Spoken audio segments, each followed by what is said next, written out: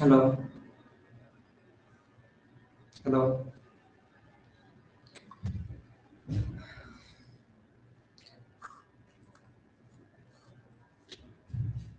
Okay, तो class शुरू करते हैं।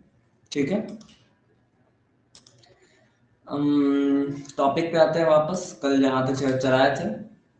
ठीक है, कल तक हमने पढ़ा था स्ट्रक्चर ऑफ ओविडक्ट्स, यानी अंडवाहिनियों की संरचनाएं।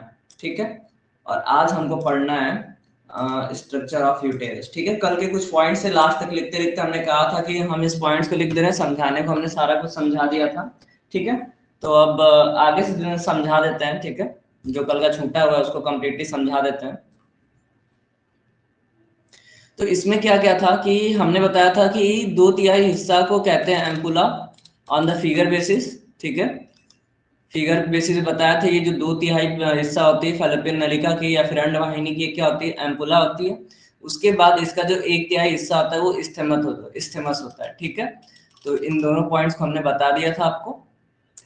और उसके बाद this tube organise a nutrient eggs, मतलब इस ट्यूब में क्या होता है, एग का न्यूट्रिएशन दिया जाता है। मतलब अगर 4-5 दिन तक वो वेट करती है तो डिसेबल ना हो, निष्क्रिय ना हो, इस चीज का ध्यान दिया जाता है। और निषेचन भी इसी नलिका में होता है। एग इज नॉन मोटाइल, जो अंड होता है वो कैसा होता है, मतलब गति नहीं होती उसमें, वो नॉन मोटाइल होता है। ठीक है, उसमें गति थोड़ी भी शो नहीं करती है। नेक्स्ट टॉपिक क्या है, structure of oviduct. Structure of oviduct का मतलब क्या है कि अंड वाहिनियों का जो संरचना होता है, जो मतलब इन सब का जो हिस्टोलॉजिकल स्ट्रक्चर है, अगर उसको देखा जाए तो इनर वॉल जो होती है वो सिलिएटेड होती है। सिलिएटेड मतलब रोआ युक्त होती है, हम बताए थे। Columnar epithelium cell. ठीक है, स्तंभी उपकला कोशिकाएं पाई जाती हैं उनमें, और उसका नाम क्या होता है, म्यूकोसा होता है। म्यूकोसा इसलिए होता है क्योंकि पूरी तो एपिथेलियम रहती है, लेकिन कहीं कहीं कुछ सेल्स ऐसी पाई जाती है इंटरनल वॉल पे जिसका काम क्या होता है, सेक्रीशन करना और साथ में मूवमेंट करना। मतलब कैसी होती है, ये सिलिएटेड होती है। सिलिएटेड मतलब इस वॉल का क्या काम होता है, मूवमेंट करना। ठीक है, और उसके साथ सेक्रीशन, सेक्रीशन मतलब म्यूकोसा यानी म्यूकस का सेक्रेशन करना काम होता है। ठीक है, एक ये काम हो गया। इसके साथ और भी काम होता है। इसके साथ और काम में हम क्या बोल सकते हैं कि इसके साथ इनके अंदर पेरिस्टाल्सिस की प्रोसेस होती है। मतलब इनके वॉल में क्या होता है, वेव होता है। वेव मतलब तरंग होता है, और उस तरंग से क्या करती है, मूवमेंट करती है। ठीक है, लास्ट वाला क्या है, middle layer is of thick muscles. जो बीच वाली लेयर होती है वो मोटी की मांसपेशियों की होती है। उसके साथ जो लास्ट वाली लेयर होती है उसको सेरोसा कहते हैं। और ये जो सारी लेयर है, मतलब 3 लेयर में हम बांटे हैं।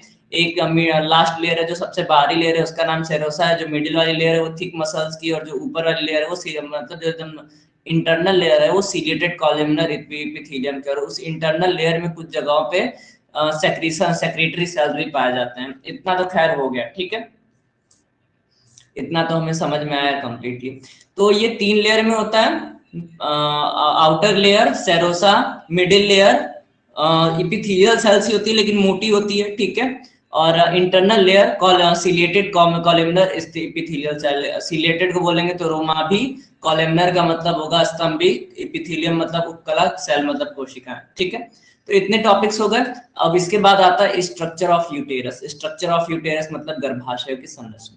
ठीक है, गर्भाशय के बारे में देखा जाए तो ये नाशपाती के आकार की संरचना होती है। ठीक है, 7.5 सेंटीमीटर लॉन्ग, उसके साथ 3 सेंटीमीटर थिक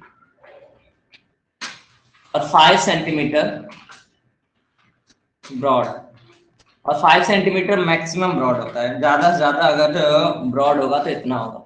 ठीक है, तो इसमें ध्यान देने वाली बात क्या है कि ये जो है इसका अप्रॉक्स मान है, इसका एग्जैक्ट मान नहीं है, क्योंकि इसके शेप में वेरिएशंस होते हैं थोड़े से। लेकिन ये नाशपाती के आकार का पाया जाता है, इसमें कोई डाउट नहीं। ऊपर की साइड गुंबद गुंबद के शेप में रहता है। ठीक है, अगर इसका एक्सप्लेनेशन पहले कर दें तो फिगर के अकॉर्डिंग इसका एक्सप्लेनेशन। ठीक है, ये गुंबद के आकार की जो संरचना है,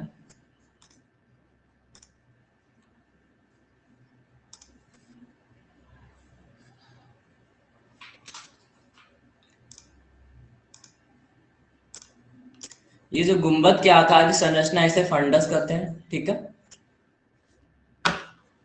गुंबद के आकार की संरचना को फंडस कहा जाता है। ठीक, इसके बाद इसकी जो लेयर है ये इंडोमेट्रियम मायोमेट्रियम दो भागों में बटी रहती है। ठीक, और ये जो है बॉडी ऑफ यूटेरस है।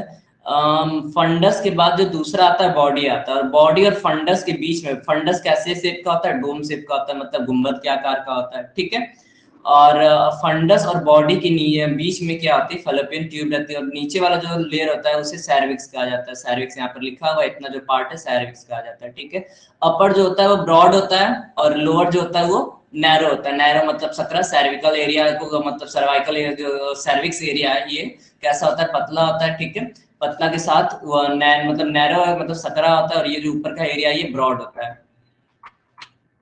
ठीक है, और अगर इसके साथ इसमें और कोई पॉइंट देखा जाए तो फैलोपियन ट्यूब कहाँ पाया जाता है, फंडस और बॉडी के बीच में। मतलब इधर का जो पॉइंट है उसे क्या कहा जाता है, बॉडी कहा जाता है, उसके ऊपर का पॉइंट क्या कहा जाता है, फंडस कहा जाता है। मतलब ये जो पॉइंट हुआ ये बॉडी में आएगा, ये जो पॉइंट हुआ ये फंडस में आएगा, और ये जो पॉइंट हुआ ये सर्विक्स में आएगा।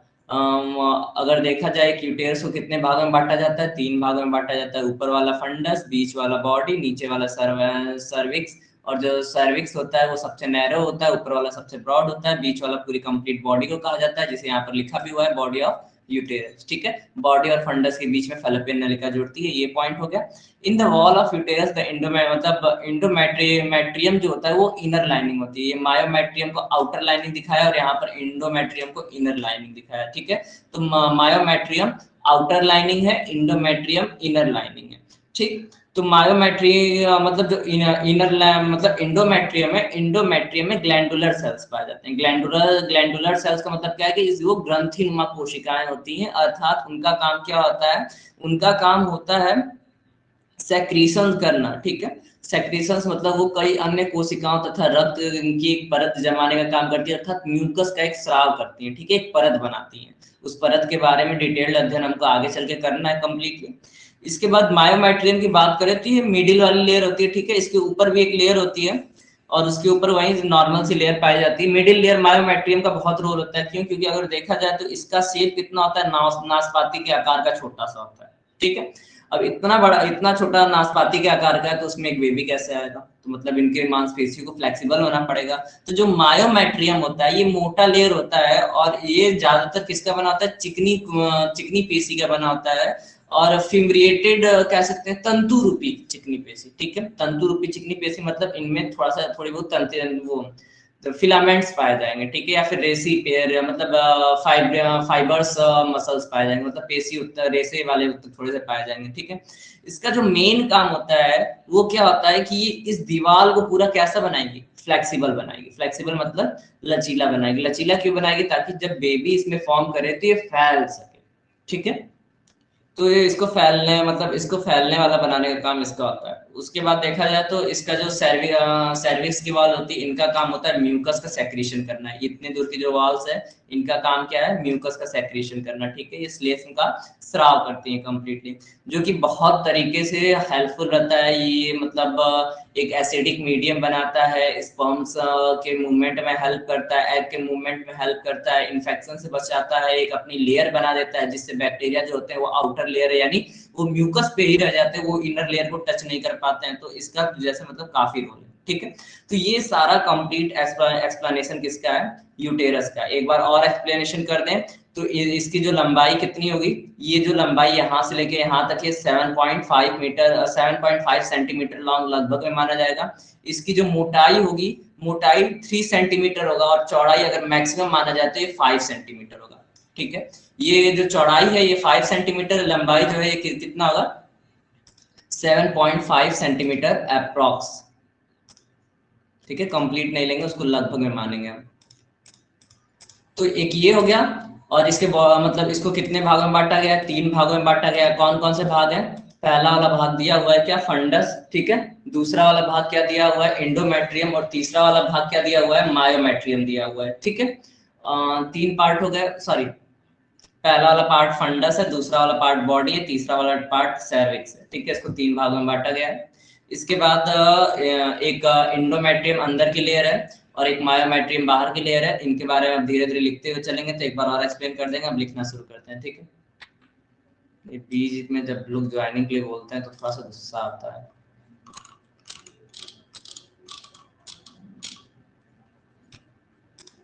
ठीक है, ये हो गया। ब्रॉड की स्पेलिंग गलत है, अब बस लिख लेते हैं, जितना कुछ समझा है वही लिखना है। समझाने के मतलब लिखने के बाद सारा कुछ क्लियर हो जाएगा क्या क्या है। हाँ, अगर इसका एक और स्ट्रक्चर देखा जाए, ये चीज हमने बताई, ये भी चीज बताना जरूरी है।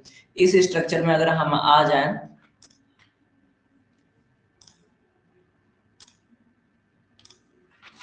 ठीक है, तो इसमें हमें देखने को क्या मिल रहा है कि ये जो पार्ट है हमारा, यहां से शुरू हो रहा है और यहाँ पर खत्म हो रहा है। ठीक है, ये हमारा कंप्लीट किस में आ रहा है, यूटेरस में आ रहा है। यहाँ पर सर्विक्स ऑफ यूटेरस पाया जा रहा है। ठीक, तो इतना तो हमें समझ में आ रहा है कि यूटेरस यहाँ पर है, तो यूटेरस के आगे क्या है, यूरेनरी ब्लैडर। इस बात को ध्यान देना है। ठीक है, यूटेरस के नीचे साइड क्या है, आगे की साइड यूरेनरी ब्लैडर, यानी कह सकते हैं मूत्राशय है। ठीक है, यूटेरस मतलब गर्भाशय। उसके बाद अगर इसके पीछे वाले साइड देखा जाए, तो यानी ये जो पार्ट है, ये पार्ट क्या है, पूरा रेक्टम है, मतलब मलाशय। ठीक है, तो यूटेरस की पोजीशन कहाँ होती है, एबो यूरेनरी ब्लैडर एंड रेक्टम, इसकी पोजीशन की बात है। ठीक है, या फिर कहा जा सकता है इसको पेल्विक रीजन में, श्रोणि गुहा में पाया जाता है। और श्रोणि गुहा में क्या पोजीशन होती है, यूरेनरी ब्लैडर जो होता है इसके आगे के साइड होता है, नीचे के साइड, और रेक्टम जो होता है वो पीछे के साइड और नीचे के साइड होता है। रेक्टम मतलब मलाशय, यूरेनरी ब्लैडर मतलब मूत्राशय। ठीक है, ये दोनों पॉइंट, और ये बीच वाला पार्ट क्या है, गर्भाशय। ठीक, तो आई होप अब कोई पॉइंट नहीं छूट रहा है, बस एक यही फिगर का छूट रहा था। ठीक है, अब लिखने पे आ जाते हैं। इतना लिखे हम, पहला पॉइंट कंप्लीट हो गया। दूसरे पॉइंट पे आते हैं। At the centre of pelvic region,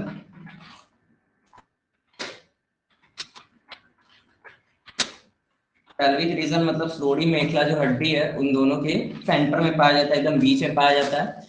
तीसरा पॉइंट क्या है, ये पाया जाता है मतलब इसके आगे वो ऊपर पाया जाता है। ठीक है, किसके ऊपर पाया जाता है, अपर साइड, मतलब आगे के साइड क्या होता है, यूरेनरी ब्लैडर, अभी हमने दिखाया था आपको। ठीक है, और बैक साइड क्या होता है, रेक्टम, अर्थात ये मलाशय तथा मूत्राशय के बीच में पाए जाते हैं और ऊपर के साइड पाए जाते हैं। एक ये पॉइंट हो गया। उसके बाद इसमें और पॉइंट लिया जाए तो इनका जो अपर साइड होता है वो कैसा होता है, चौड़ा होता है, मतलब फंडस का एरिया। ठीक है, वाइल बॉटम जो कि सर्वाइकल का एरिया होता है, सर्विक्स का एरिया होता है, वो कैसा होता है, नैरो होता है, सकरा। ठीक, एक ये पॉइंट मिला। नेक्स्ट पॉइंट लेते हैं, तो ये कितने भागों में बटा होता है,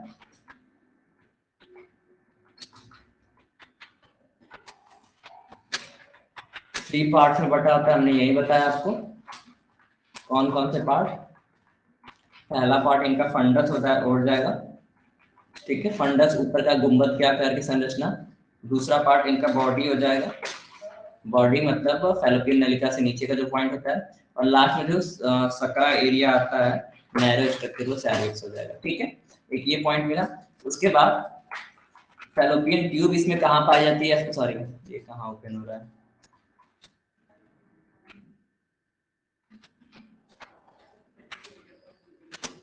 फैलोपियन ट्यूब इसमें कहाँ पाई जाती है, फैलोपियन ट्यूब मतलब अंडवाहिनी कह सकते हैं या फिर फैलोपियन नलिका कह सकते हैं, हालांकि हिंदी में भी उसे फैलोपियन नलिका ही कहा जाता है। ठीक है, फैलोपियन ट्यूब इज ओपन, खुलती है कहाँ, बिटवीन फंडस एंड बॉडी। ठीक, एक ये पॉइंट मिल गया कंप्लीटली। नेक्स्ट पॉइंट में क्या है कि इसकी जो वॉल होती है वो कितने लेयर में बटी होती है, वॉल 2 पार्ट में बटी होती है। ठीक है, गर्भाशय की दीवारें 2 भागों में रहती हैं। Wall of uterus is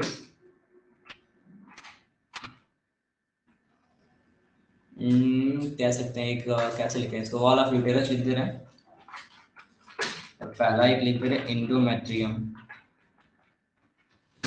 endometrium में लिख देंगे तो मतलब इंडोमेट्रियम में क्या क्या होता है, ये इनर लेयर होता है पहली बार,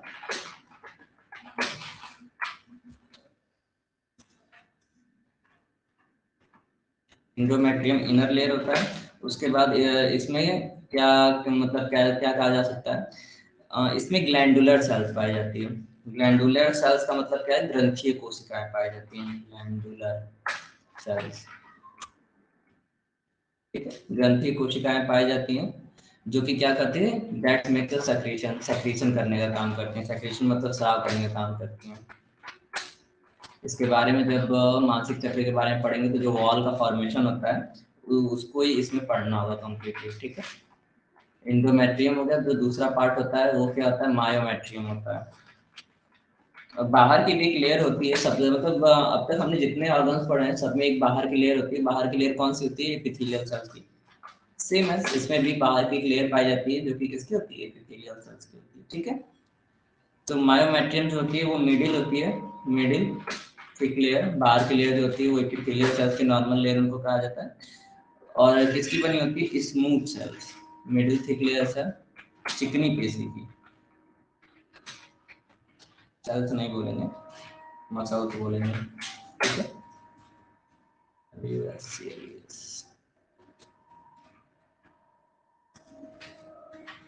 चिकनी पेशी की बनी रहती है, ठीक है। और मायोमेट्रियम का काम क्या होता है अगर देखा जाए तो,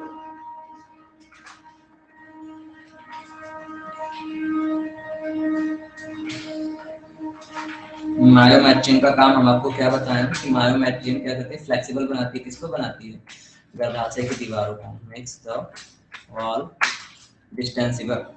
डिस्टेंसिबल मतलब फैल सके, डिस्टेंसिबल, ठीक है। ये पॉइंट हो गया। इसके बाद इसमें और कौन सा है, लास्ट वाला पार्ट बचा है क्या, cervix, the wall of cervix. Cervix को ग्रीवा बोला जाता है हिंदी में, ठीक है। फंडस को गुंबद के आकार की संरचना होती है, ऊपर के पार्ट की बॉडी को काय बोला जाता है। फंडस का हिंदी अभी हमको याद नहीं आ रहा है, लेकिन बॉडी को काय बोला जाता है, सर्विक्स को ग्रीवा बोला जाता है, ठीक है। तो जो ग्रीवा होती है, ग्रीवा में ग्रीवा से क्या निकलता है, मोस्टली म्यूकस निकलता है।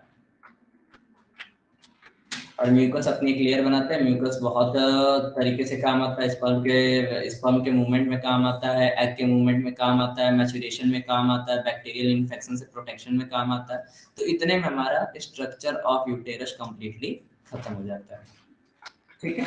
आई होप इतने में आप लोग कोई डाउट नहीं होगा।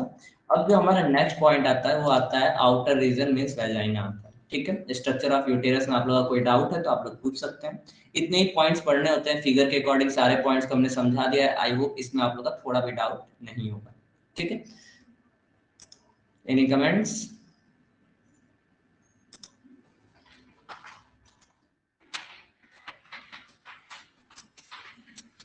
ठीक है। अब हम लोग का नेक्स्ट टॉपिक है योनि यानी वेजिना, जो कि लास्ट टॉपिक रह जाएगा। इसके मतलब इसके साथ एक और पढ़ना होता है एक्सटर्नल जेनेटिलिया। एक्सटर्नल जेनेटिलिया का मतलब क्या है कि बाहर के जन्मांग पढ़ने में, लेकिन ये जो है हमारा लास्ट माना जाएगा कंप्लीटली, ठीक है। तो अब इसके बारे में पढ़ लिया जाए तो इसमें क्या क्या होता है। इसकी जो पोजीशंस होती है वो रेक्टम और यूरेनी ब्लैडर के बीच में होती है। उसकी जो पोजीशन थी वो एबो साइड पाया जा रहा था, और आगे की साइड क्या हो रहा था, जैसे अगर इसकी पोजीशन देखा जाए तो इसकी पोजीशन एग्जैक्ट वहीं पाई जाएगी। यहाँ पर हमारा क्या लिखा हुआ है देखा जाए तो, ये पूरा वेजाइना लेयर जा रही है, ठीक है। इसको अगर स्लाइड शो से दिखा दें,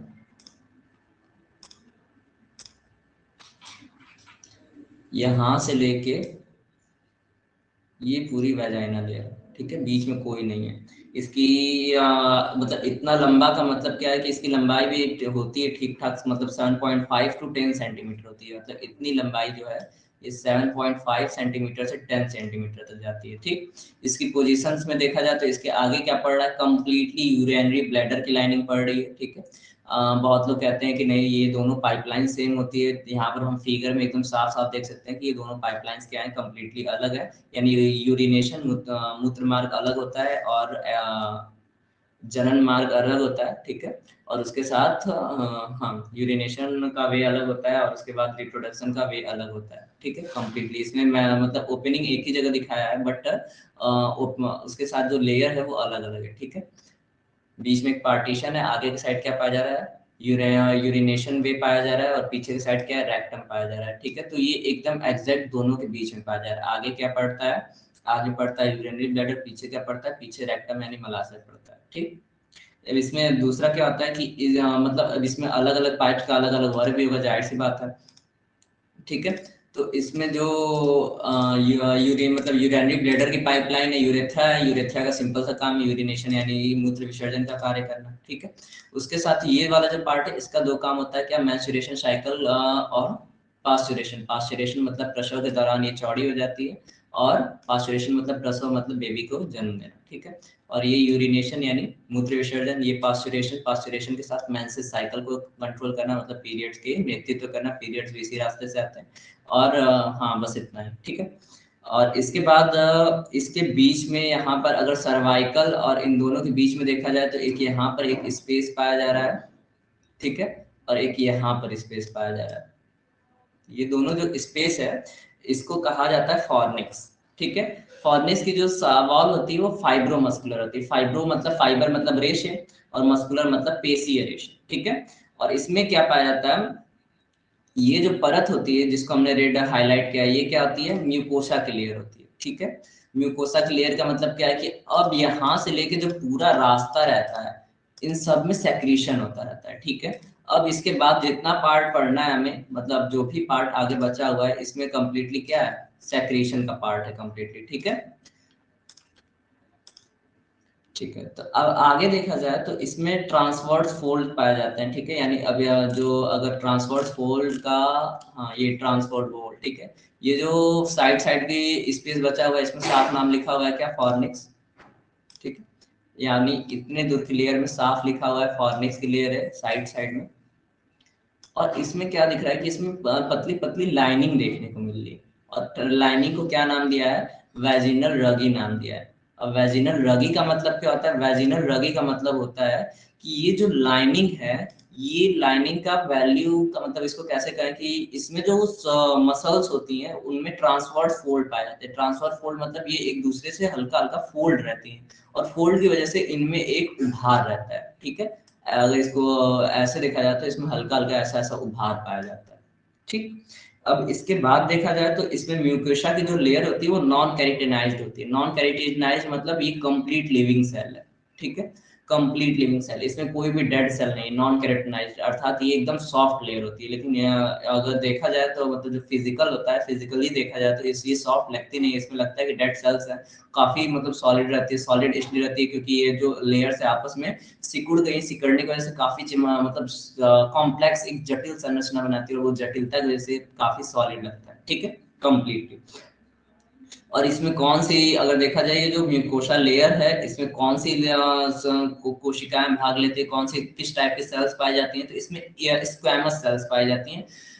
स्क्वैमस को हिंदी में बोला जाता है सल्की, और सल्की उपकला उत्तक में आता है, ठीक है। ये इपिथेलियल सेल्स ही होती हैं लगभग। अब आउटर मतलब हमने बता चुका है बार बार आपको, इपिथेलियल सेल्स ही ज्यादातर पढ़ने को मिलेगा, क्योंकि हमारी कंप्लीट बॉडी का फॉर्मेशन में सबसे ज्यादा मसल्स कोई भाग लेती है वो इपिथेलियल मसल्स भाग लेती है, ठीक है। कैरेटिनाइज्ड का मतलब इसमें कैरोटीन मतलब कह सकते हैं, हाँ कैरोटीन प्रेजेंस नहीं, कैरेटिनाइज्ड मतलब वो कैरोटीन नहीं होता एक्चुअली। कैरोटीन का मतलब इसमें कह सकते हैं कि डेड सेल्स आउटर लेयर में प्रेजेंट नहीं होती है, ठीक है। आई होप आप लोग का इसमें कोई डाउट नहीं होगा, ठीक है। अभी इसमें और भी पार्ट्स हैं, लेकिन अभी इतना ज्यादा एक ही बार में नहीं बताते हैं। इसमें ग्लाइकोजन के मतलब लेयर जो म्यूकोसा होता है वो ग्लाइकोजन का सेक्रेशन करता है। लैक्टोबैसिलस बैक्टीरिया भी पाया जाता है। लैक्टोबैसिलस बैक्टीरिया का यहाँ पर क्या रोल है, क्यों पाए जाते हैं, एसिडिक मीडियम बनता है, एसिडिक मीडियम क्यों बनता है, और इसमें मतलब बहुत सारे क्वेश्चन है। ये टॉपिक अभी इतना छोटा नहीं है, लेकिन अब थोड़ा सा हम लोग लिख लेते हैं, ठीक है। एक ही बार में सारा एक्सप्लेन करना सही नहीं होगा, थोड़ा सा ब्रेक ले लेते हैं। अब लिख लेते हैं इसमें, ठीक है। टाइम ब्रेक लेने का टाइम तो आई होप नहीं हुआ होगा, 8:24 हो रहा है। थोड़ा सा लिख लेते हैं, उसके बाद ब्रेक लेने के बाद आगे का टॉपिक कंप्लीट करेंगे।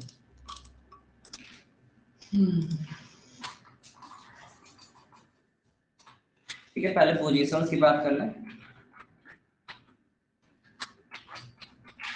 फ्रंट साइड में क्या पाया जाता है, ऐसा नॉर्मली देखते हैं, फ्रंट साइड में क्या पाया जाता है, या फिर ये नहीं, between urinary bladder and rectum, बस। दूसरा पॉइंट, यहाँ से पॉइंट शुरू करते, मतलब पहला पॉइंट तो पोजीशन ही हो गया। दूसरा पॉइंट देखें तो इसकी जो हाइट मतलब लंबाई की बात किए थे हम, 7.5 to 10 सेंटीमीटर लॉन्ग होती है, ठीक है। 7.5 से 10 सेंटीमीटर लगभग माना जाता है लॉन्ग होती है, और इसकी मेजरमेंट सेंटीमीटर में होता है, ठीक है। इसके साथ देखा जाए तो इसकी जो दीवारें होती हैं वो कम्प्लीटली फ्लेक्सिबल होती हैं। फ्लेक्सिबल का मतलब क्या होती है, फ्लेक्सिबल नहीं बोल सकते, इसमें मतलब इनकी दीवारों में संकुचन और शिथिलन दोनों स्थिति को पाया जाता है, अर्थात ये समय के अनुसार संकुचित भी होती हैं और शिथिल भी होती हैं। और इनमें भी सेम जैसे मेल जेनिटल ऑर्गन में हमने पढ़ा था कि उसके शेप में चेंज आता है, तो शेप में चेंज आता है तो ब्लड फील होता है, ब्लड चला वापस चला जाता है। तो इसमें जैसे आउटर लेयर पे भी कह सकते हैं और इनर लेयर पे, मतलब जो ऊपर की लेयर है यानी जो मोनोप्यूबिस लेयर आती है वो भी गद्देदार होती है, हेयरी होती है। गद्देदार मतलब वो हमेशा गद्देदार नहीं होती, एक टाइम पे गद्देदार होती है फिर नॉर्मल हो जाती है। जब गद्देदार होती है तो उसके उसमें ब्लड फील्ड हो जाता है। इनके मतलब जब एक कॉपुलेशन का टाइम आता है कंप्लीटली, तो इनके कंप्लीट लेयर में हर जगह बल्ब्स पाए जाते हैं, सेल्स पाई जाती हैं, हॉलो स्ट्रक्चर्स पाए जाते हैं जिनमें कंप्लीटली ब्लड फिल हो जाता है और पूरी पोजीशन ही मतलब पूरा वेजाइनल एरिया ही स्वेल हो जाता है। स्वेल का मतलब क्या होता है, सूज जाता है, ठीक है, सूजन नहीं कहेंगे, मतलब फूल जाता है ये कह सकते हैं, ठीक है। तो इसमें लिख नहीं रहे वॉल्स और फ्लेक्सिबल, फ्लेक्सिबल मतलब दोनों पोजीशन देखी जाती है। नॉर्मली ये स्वेल भी होते हैं, फूलते भी हैं, फूलने के बाद नॉर्मल स्टेज में भी आते हैं। फूलते कब है, at the time of copulation, ठीक है, कॉपुलेशन के समय ये फूल जाते हैं और नॉर्मल स्टेज में ये नॉर्मल मतलब नॉर्मल रहते हैं। और ये मतलब ये जो एरिया है ये एक रास्ता होता है, वे ऑफ पैस्चुरेशन। पैस्चुरेशन मतलब बेबी बर्थ मतलब प्रसव, सॉरी हाँ प्रसव ही बोलेंगे, पैस्चुरेशन एंड मेंस्ट्रुएशन, अर्थात मासिक धर्म मासिक चक्र को भी कंट्रोल करता है और उसके मतलब मासिक चक्र के आने का भी रास्ता यही है और प्रसव के आने मतलब बेबी के आने का भी रास्ता यही है, ठीक। अब नेक्स्ट पॉइंट देखा जाए तो ये कैसा होता है, अनैरो, सॉरी अब हम फॉर्निक्स की बात कर रहे हैं, ठीक है। इसमें एक पार्ट हम बताए थे क्या, फॉर्निक्स, जिसे कॉर्नर में दिखाया था, ठीक है। फॉर्निक्स ऐसा स्ट्रक्चर होता है, नैरो मतलब छोटा सा सकरा सा, हॉलो मतलब खोखला जिसका कोई यूज नहीं है, मतलब यूज तो है, स्ट्रक्चर में कोई फिजिकल चेंजेस नहीं। ये जो साइड साइड का एरिया है, ठीक है, एक इस साइड है एक इस साइड है, साइड मतलब यहाँ पर लिखा हुआ है वो है वेजिनल फॉर्निक्स, ठीक है। तो जो फॉर्निक्स का एरिया होता है उसके बारे में लिखवा रहे हैं। तो एक साइड में जो एक नैरो हॉलो स्ट्रक्चर पाया जाता है, ठीक है, नैरो, सॉरी फॉर्निक्स के बारे में बोला ना, is found a narrow hollow structure संरचना इज फाउंड मतलब पाई जाती है, किसके किसके के बीच में पाई जाती है, बिटवीन सर्विक्स मतलब ग्रीवा नाल एंड वाजाइना मतलब योनि, ठीक है। इन दोनों के बीच में एक लेयर पाई जाती है, लेयर नहीं एक हॉलो स्ट्रक्चर पाया जाता है जिसे फॉर्निक्स कहा जाता है। और ये किसका बना होता है, देखा जाए तो ये बना होता है फाइब्रोमसल का, फाइब्रोमस्कुलर लेयर होती है, ठीक है। एक ये पॉइंट मिल गया इसके साथ, ठीक है। और इसके बाद जो नेक्स्ट पॉइंट है वो है वेजाइनल का, मतलब वेजाइनल इंटरनल लेयर मतलब योनि के जो अंदर की सतह होती है उसमें क्या होता है, उसमें ट्रांसवर्स फोल्ड पाए जाते हैं, ठीक है। Inner layer has a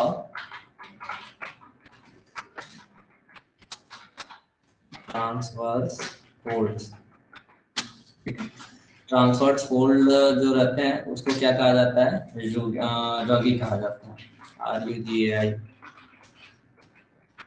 transfer fold का सीधा सीधा एग्जांपल फिगर में दिख रहा है क्या, कि ये ट्रांसफर फोल्ड ही है, up and down up and down up and down जो ऐसे खुरदरे टाइप का दिख रहा है, ये ट्रांसफर फोल्ड ही इनको कहा जाता है। एक दूसरे में फोल्ड रहते हैं थोड़े थोड़े, अर्थात कह सकते हैं जो स्किन रहती है वो सिकुड़ी रहती है एक तरह से, ठीक है। और एक जो ये मतलब और जो लेयर जो पाई जाती है म्यूकोसा लेयर पाई जाती है, ठीक है, जो कम्प्लीटली जो सेल्स होती है वो म्यूकोसा की सेल्स होती है, कंप्लीट म्यूकस का सेक्रेशन करती है, जो कि कैसी होती है, नॉन कैरेटोनाइज्ड होती है, केराटिनाइज्ड। टाइम हुआ 8:29 हो गया, बस अब ब्रेक ही लेंगे। कैरेटनाइज्ड ये लास्ट पॉइंट है, इसको लिखवाने के बाद ब्रेक लेंगे। स्ट्रेटिफाइड स्क्वैमस एपिथेलियम, इतना लंबा चौड़ा नाम, ये स्क्वैमस होगा और ये एपिथेलियम होगा। तो म्यूकोसा का मतलब ही होता है श्लेष्मिका, इसको हिंदी में श्लेष्मिका ही कहा जाता है। रगी का रगी नाम है, वेजाइना को योनि कहा जाता है, सर्विस को ग्रीवा कहा जाता है। फॉर्निक्स का हिंदी हमें कंप्लीटली नहीं पता है, कंप्लीटली पता क्या नहीं है, वो जिससे हम लिखवा रहे हैं उसने दिया नहीं था, ठीक है। इसके साथ 8:30 हो गया, हम 5 मिनट का ब्रेक लेते हैं। 8:31 पे तो नहीं शुरू करेंगे आज, 36 पे, ठीक है। बाय।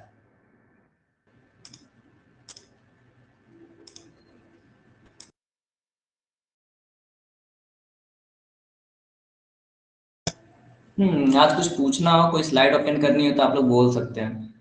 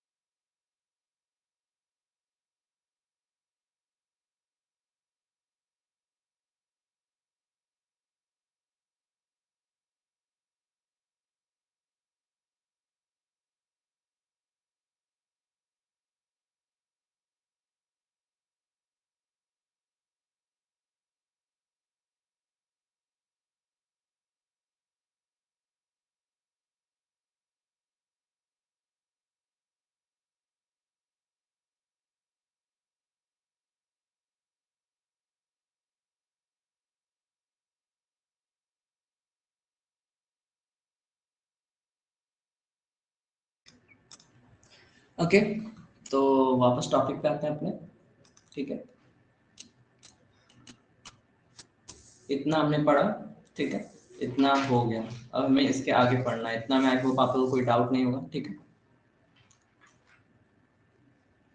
अब म्यूकोसा लेयर के वैल्यू को पढ़ते रहते हैं धीरे धीरे। ठीक है, 7 पॉइंट क्या हम लिखते हैं, इन सेल्स, कोशिकाओं में, ऑफ म्यूकोसा लेयर, म्यूकोसा की जो परत है उनकी कोशिकाओं में, देयर इज, वहां पर क्या होता है,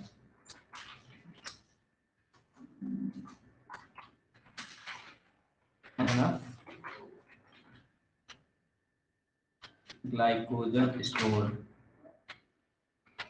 इसका कहने का मतलब क्या है कि जो म्यूकोसा की लेयर होती है उसमें पर्याप्त रूप से ग्लाइकोजन स्टोर रहता है। ठीक है, अब ग्लाइकोजन स्टोर रहना, ग्लाइकोजन की मात्रा का ज्यादा रहना और उसके पीछे का रीजन, तो उसके पीछे कुछ रीजन है। ठीक है, तो देखा जाए, सॉरी, ग्लाइकोजन के पीछे के अगर रीजन को देखा जाए, ग्लाइकोजन क्यों स्टोर रहता है, तो वहां पर एक बैक्टीरिया भी रिएक्ट करता है।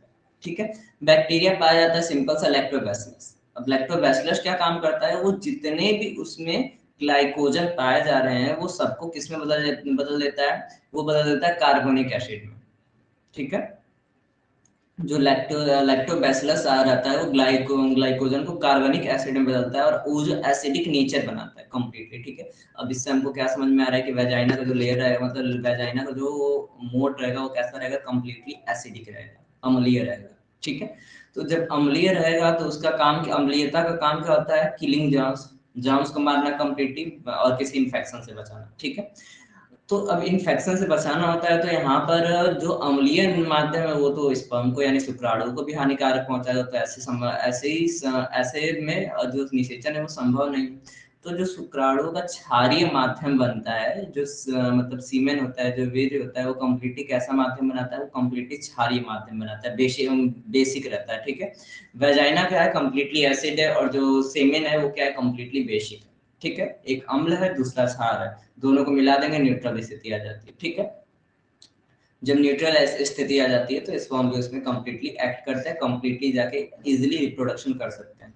ठीक, ये हो गया। तो इनका यही मतलब होता है। उसके बाद ये सीधा के सीधा आउटर लेयर वेजिनल ऑरिफिस के यहाँ खुल जाएंगे। वेजिनल ऑरिफिस मतलब जनन छिद्र के यहाँ कंप्लीटली खुलते हैं। ठीक, तो बस इतना ही पॉइंट हमें पढ़ना होता है, यही लास्ट का थोड़ा सा लेक्चर लिखना है। उसके बाद फिर हम सीधा पढ़ेंगे वल्वा, और जिसे यूडेंडम भी बोलते हैं। यूडेंडम का मतलब है आउटर रीजन। ठीक है, तो इतना हो गया। अब इसको आगे लिख लेते हैं 8 पॉइंट। ठीक है,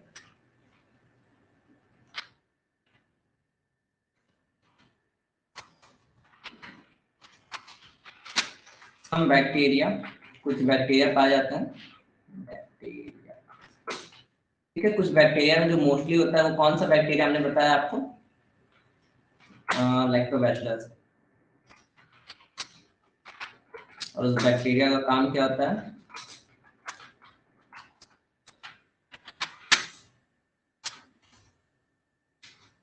दैट इज कॉल्ड लैक्टोबैसिलस। और लैक्टोबैसिलस करता क्या है, चेंजेस मतलब बदलता है, क्या बदलता है, ग्लाइकोजन को। ठीक है, ग्लाइकोजन को किससे बदल देता है,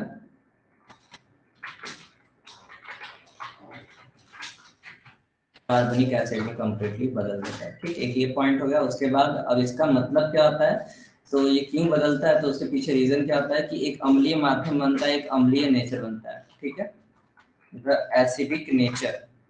अब जब अम्ल में बदल जाए तो एसिडिक नेचर बना। ठीक है, the acidic nature of vagina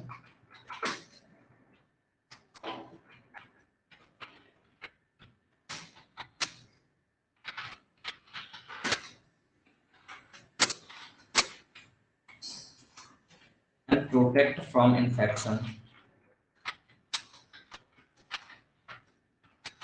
ठीक है, एक ये पॉइंट हो गया। अब इसमें जो मतलब ये लिख तो लिए हमने कि द एसिडिक नेचर, जो अम्लीय माध्यम होता है वो क्या करता है, जर्म्स को मारने का काम करता है, प्रोटेक्शन फ्रॉम इन्फेक्शन से बचाता है। ठीक है, लेकिन इसका और भी काम होता है, उसको हम इस वाले में डायरेक्टली एक्सप्लेन कर देते हैं। ठीक है, पेज, अभी एक पेज बचा है, ठीक है, एक पेज हम आउटर वाला कर लेंगे। इसमें हेडिंग हम कुछ नहीं डालते हैं, हेडिंग हमारा वही रहेगा जो इससे पहले चल रहा था, बस इसके वर्क में थोड़ा सा और डाल देते हैं। बट आल्सो मतलब जो अम्लीय माध्यम रहता है वो हानिकारक भी होता है। किसके लिए हानिकारक होता है? और स्पर्म, शुक्राणु भी कंप्लीटली हानिकारक होता है, ठीक है। लेकिन शुक्राणु भी जो आते हैं वो सीमेन नेचर में आते हैं। सीमेन मतलब क्या? सीमेन मतलब वीर्य की अवस्था में आता है, और जो वीर्य रहता है वो कैसा होता है? कंप्लीटली क्षारीय होता है। So the basic nature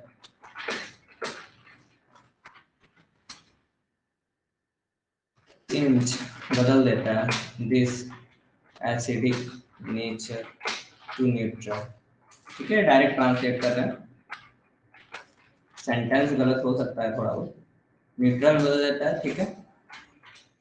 last point यही रहेगा, दो ओपनिंग पॉइंट।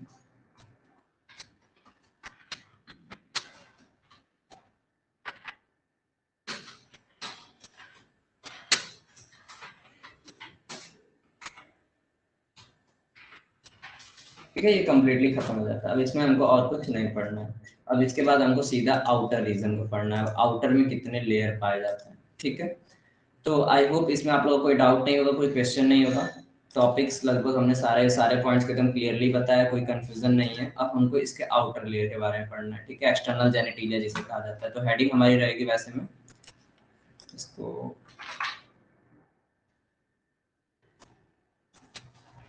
हेडिंग हमारी रहेगी वल्वा। वल्वा को बोला जाता है घग, और इसका दूसरा भी नेम है यूडेनम, यूडेंडम, ठीक है। और इसको शॉर्टली हम अपनी भाषा में मतलब नॉर्मली कह सकते हैं, क्या कह सकते हैं, बाह्य जननांग कह सकते हैं, एक्सटर्नल जेनेटिलिया, अर्थात ये क्या होते हैं? बाह्य जननांग होते हैं, ठीक। अब इसमें कौन कौन से पार्ट होते हैं? दिया नहीं है इसमें, ठीक है। तो इसमें कौन कौन से पार्ट होते हैं? इसमें हमें 5 पार्ट पढ़ने होते हैं, ठीक है। एक मोनोप्यूबिस पढ़ना होता है। मोनोप्यूबिस क्या चीज है? पूरा एक्सप्लेनेशन हम कर देते हैं, ठीक है। इसमें कोई स्ट्रक्चर तो हमें देखने को मिल नहीं रहा है, वैसा स्ट्रक्चर है भी नहीं, ठीक है। तो हम बस नॉर्मली एक्सप्लेन करते हुए चलते हैं कि क्या क्या होता है, एक्सप्लेनेशन ही इंपॉर्टेंट है। तो अब एक्सटर्नल जेनिटेलिया में हमको मतलब 5 पार्ट पढ़ने होते हैं, ठीक है। पहला वाला जो पार्ट होता है वो मोनोप्यूबिस होता है, ठीक है। मोनोप्यूबिस का मतलब क्या है कि एक ऐसा लेयर पाया जाएगा जो कि मतलब जिसके ऊपर हेयर पाए जाएंगे, ठीक है। यानी ये प्यूबिक हेयर्स है, या फिर कह सकते हैं नॉर्मली जनन मतलब जननिक रोमांस होते हैं, ठीक है। प्यूबिक हेयर्स पाए जाते हैं completely. Hairs at the age of teen, मतलब जब 13 14 15 एज स्टार्ट होता है तो ऐसे में हेयर्स ग्रो करना शुरू होते हैं। और क्या ये नॉर्मल हेयर्स होते हैं? तो नहीं, ये नॉर्मल हेयर्स नहीं होते हैं। अगर नॉर्मल हेयर्स की तुलना में किया जाएगा तो ये सब क्यूटेनियस होते हैं, सॉरी सब क्यूटेनियस नहीं बोलेंगे, ये नॉर्मली थोड़ा सा स्टिकी होते हैं, मतलब कड़े होते हैं, ठीक है।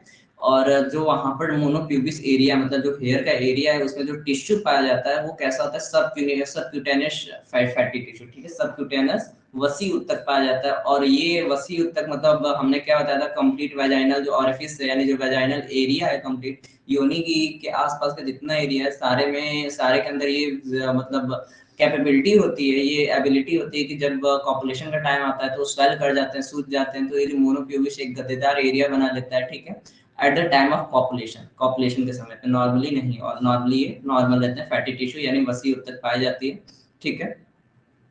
और उसके बाद उसके अब मतलब इनर लेयर की बात किया जाए तो इनर लेयर में 2 लेयर पाई जाती है। एक लैबिया मेजोरा, यानी उसे लघु ओष्ठ कहा जाता है। ओष्ठ के आकार यानी लंबवत ओठ के आकार की संरचना होती है। एक जो मतलब बड़ी संरचना होती है जिसे लैबिया मेजोरा कहा जाता है, ठीक है, लघु दीर्घ ओष्ठ कहा जाता है। दूसरी जो होती है उससे थोड़ी सी छोटी लेयर होती है जो उसके बाद होती है, जिसे क्या कहा जाता है? लैबिया माइनोरा कहा जाता है, ठीक है।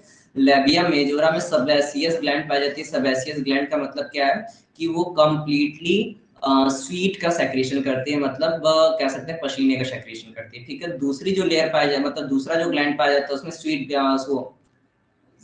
सेबेशियस और स्वीट ग्लैंड पाया जाता है, मतलब एक म्यूकस का सेक्रेशन करती है और एक कंप्लीटली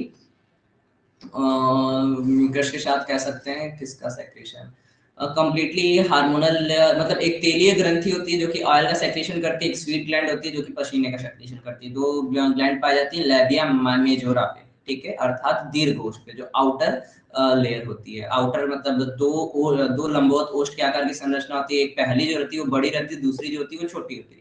तो जो दूसरी लंबवत ओष्ठ के आकार की संरचना रहती है उसको लैबिया माइनोरा कहा जाता है। वो लैबिया मेजोरा, मेजर मतलब बड़ा, माइनर मतलब छोटा, तो मेजोरा के अपेक्षा वो थोड़ी सी छोटी होती है, लेकिन उसमें स्वीट ग्लैंड कम पाया जाता है, अर्थात उसमें पसीने वाली जो ग्रंथि होती है वो थोड़ी कम पाई जाती है, लेकिन सेबेसियस ग्लैंड अर्थात तेलीय ग्रंथि थोड़ी सी ज्यादा पाई जाती है। ठीक है, ये दोनों मतलब जो लैबिया मेजोरा पार्ट है, लैबिया माइनोरा पार्ट है, दोनों ऑयल के सेक्रेशन का काम करते हैं। ठीक है, उसके बाद पाया जाता है vestibule.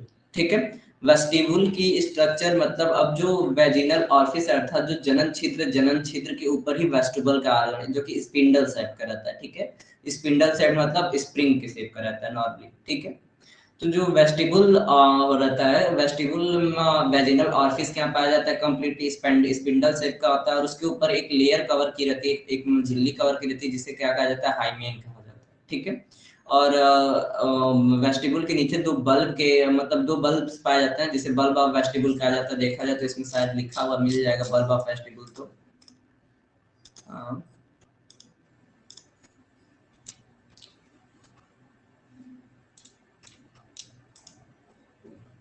Original orifice vestibule of vagina ये लिखा हुआ मिल रहा है। ठीक है, तो वेस्टिबुल ऑफ वेजाइना का लेयर दिखाया नहीं, पर यहाँ पर एक बल्ब जैसे मतलब दो फूले हुए ऑर्गन्स पाए जाते हैं, जो कि क्या करता है, एट द कॉपुलेशन के टाइम वो क्या करते हैं, ये पूरे ट्रैक में सूजन, ये जो भी मतलब वेस्टिबल ऑफ वेजिना दिखाई है, पूरे ट्रैक में सूजन उत्पन्न कर देते हैं। सूजन का मतलब क्या है कि इन्हें फुला देते हैं। ठीक है, फुलाने की वजह से ये जो बीच की लेयर रहती है ये कम हो जाती है। ठीक है,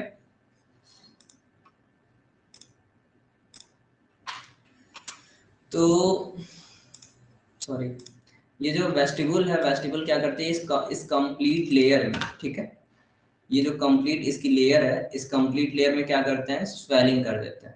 ठीक है, स्वेलिंग का मतलब इन्हें फुला देते हैं। अब ये फुला जाएंगे तो जो बीच का क्षेत्रफल है ये कम हो जाता है, और ये ऐसा काम कब करता है, at the time of copulation. ठीक है, कॉपुलेशन के समय पे वो इस क्षेत्रफल को कंप्लीटली क्या करते हैं, कम कर देते हैं। ठीक, उसके बाद इसके मतलब इसके दोनों मतलब ये दोनों साइड पाए जा रहे हैं बल्ब। ठीक है, पूरे लेयर को फुलाने का काम करते हैं। उसके बाद इसमें एक जो लास्ट ऑर्गन पार्ट पढ़ना होता है, पांचवा ऑर्गन, वो क्या होता है, हमारा क्लाइटोरिस होता है। क्लाइटोरिस यानी भग से। तो ये सबसे ज्यादा इरेक्टाइल, और क्लाइटोरिस के बारे में ज्यादा नहीं पढ़ना होता है। ये जनन मार्ग के मतलब जनन मार्ग के ऊपर एक मटर के दाने के आकार का छोटा सा उभार रहता है, जो कि सबसे ज्यादा इरेक्टाइल रहता है, अर्थात उत्तेजनशील होता है। बाहरी लेयर पे आता है, मटर के दाने के आकार का होता है, पी शेप होता है, हमें इतना ही पढ़ना होता है। ठीक है, तो एक्सटर्नल जेनेटिलिया में हमने पांच पांच पॉइंट पढ़ा है, तो पांचों पॉइंट को हम लिखते हुए चलते हैं। ठीक, अगर इसमें कुछ नहीं समझ में आएगा तो आप लोग बोल दीजिएगा। ठीक है, एक्सटर्नल जेनिटेलिया में हम पहला पॉइंट लेते हैं। पहला हेडिंग हमारा रहेगा मोनोप्यूबिस। ये सबसे ऊपर का पार्ट है जहां पर हेयर्स पाया जाता है। ठीक है, तो इस पे प्यूबिक हेयर्स पाए जाते हैं, जो कि सामान्य बालों की तुलना में, जो सामान्य शरीर पे बाल पाए जाते हैं उनकी तुलना में कड़े रहते हैं, स्टिकी रहते हैं। ठीक है, और इसमें और कुछ पढ़ना होगा तो ये सबक्यूटेनियस लेयर होती है, फैटी टिश्यू की होती है। सबक्यूटेनियस मतलब तो मतलब फैटी टिश्यू का मतलब हम कह सकते हैं वशी उत्पत्ति रहती है। ठीक है, सबक्यूटेनियस फैटी टिश्यू वसी उत्पत्ति बनी रहती है, वसा कंप्लीटली भरी रहती है, गद्देदार रहती है। ठीक, इसको छोड़ देते हैं, इसमें और कुछ नहीं लिखते हैं। हाँ लिख देते हैं, स्वेल्ड टाइप रहती है, स्वेल्ड लाइक फूली हुई संरचना है।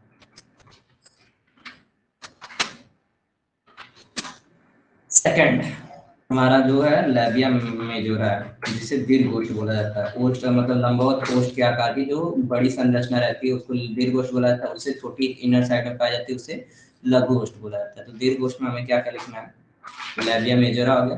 तो ये अपर टू साइड के मतलब ऊपर के दो लंबवत ओष्ठ होते हैं। ठीक है, बिगर होते हैं, और एक लेयर कहा जाता है, गस कहा जा सकता है, इनके परत होती है। ठीक है, और इसमें और क्या ले सकते हैं, इसमें दो ग्लैंड्स प्रेजेंट होते हैं। ठीक है, तो वही दोनों ग्लैंड्स लिखना है, सेबेसियस अर्थात तेलीय ग्रंथि एंड स्वीट। अब ये दोनों ग्लैंड प्रेजेंट है तो जाहिर सी बात है इन दोनों ग्लैंड का क्या काम होगा कि एक सेबेसियस ग्लैंड यानी एक तेलीय ग्रंथि यानी तेल का सेक्रेशन करेगी, दूसरा स्वीट ग्लैंड, स्वीट मतलब पसीने का सेक्रेशन करेगी, ठीक है। तो ये हो गया लेबिया मेजोरा के बारे में। अब यहीं से हमारा लेबिया माइनोरा हो जाएगा।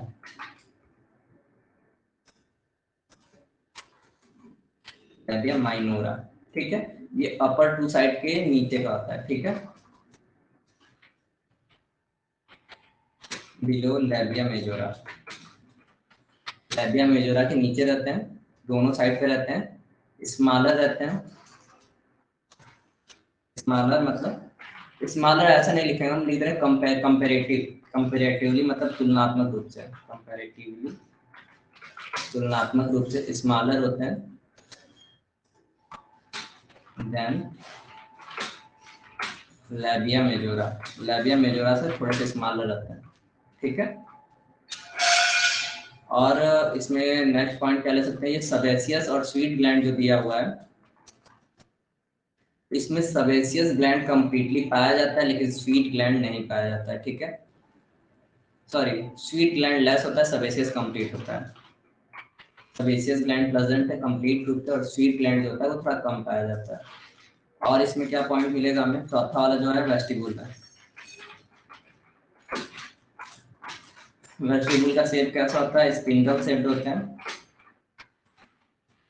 ठीक है। स्पिंडल शेप के साथ वैजाइनल ऑरिफिस के एरिया वो होती है, या फिर उसी के चारों ओर के एरिया होते हैं, ठीक है। वैजाइनल ऑरिफिस मतलब जनन क्षेत्र के चारों ओर का एरिया ये, ठीक। वैजाइनल लिख देते हैं अराउंड वैजाइनल ऑरिफिस, अर्थात जनन क्षेत्र के चारों ओर पाए जाते हैं, मिडिल के होते हैं, ठीक है।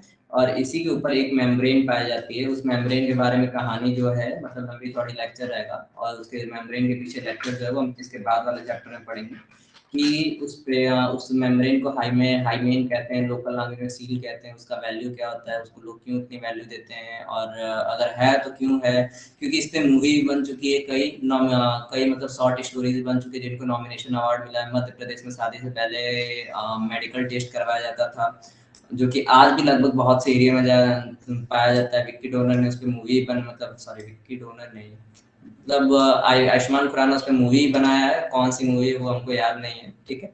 तो ये जो हाइमेन है, इसका जो सोशल रूप पे काफी शोषण किया जाता है, हाइमेन के अकॉर्डिंग किसी को जज किया जाता है, तो इसके बारे में हमें लेक्चर नेक्स्ट चैप्टर में पढ़ना है, ठीक है। घरेलू हिंसा जब पढ़ेंगे तो उसमें इसका जिक्र अच्छे से करेंगे। बस लिख देते हैं अ मेम्ब्रेन इज कवर्ड, यानी स्पिंडल को एक झिल्ली घेरी रहती है,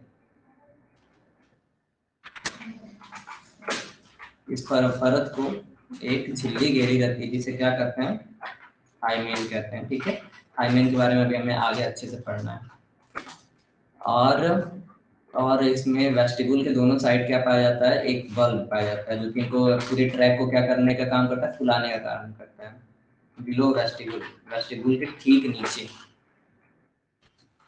bulb of vestibule is found, ठीक है। Bulb of vestibule is found, दोनों साइड पाया जाता है, ईच साइड, ठीक है। इनका काम क्या होता है हम बता चुके हैं। लास्ट पॉइंट हमको पढ़ना है ग्लाइकोरी, मतलब काम लिख भी दें, इसको थोड़ा सा हटा के लिख ही देता हूँ।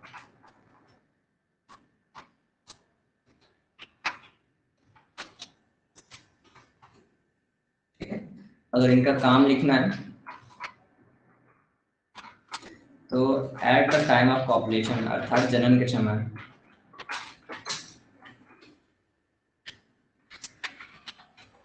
ठीक है। ब्लड फील्ड जैसे मेल में होता है सेम फीमेल, मतलब वर्किंग स्कीम सेम होता है, बस ऑर्गन डिफरेंट होता है।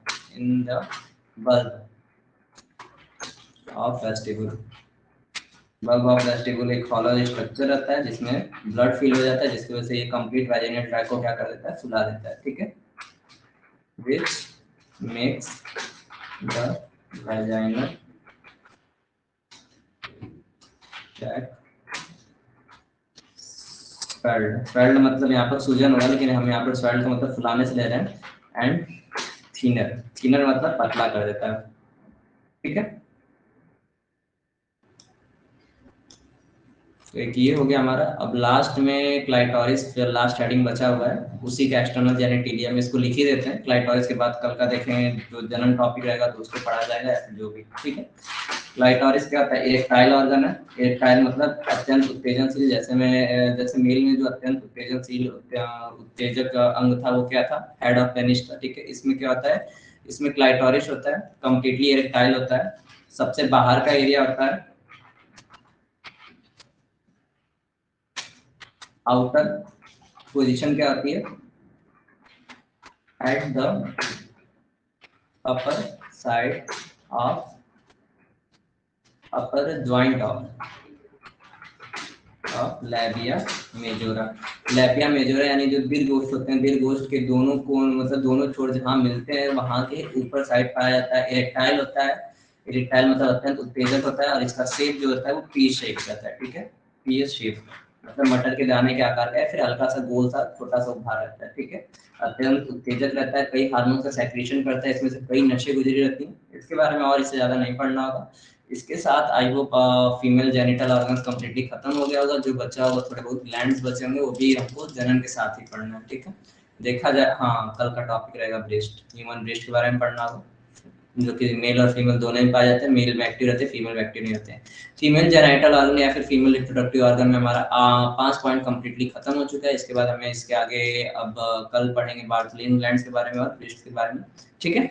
8:57 हो गया, लगभग टाइम अप हो चुका है। अब इससे ज्यादा हम इसको खींचेंगे भी नहीं कि आप अभी से आगे का टॉपिक शुरू कर दें, ठीक है। तो इसी के साथ आज का क्लास ओवर होता है। That's all, bye. आप लोगों को कोई क्वेश्चन है तो कमेंट कर दीजिएगा। बाय।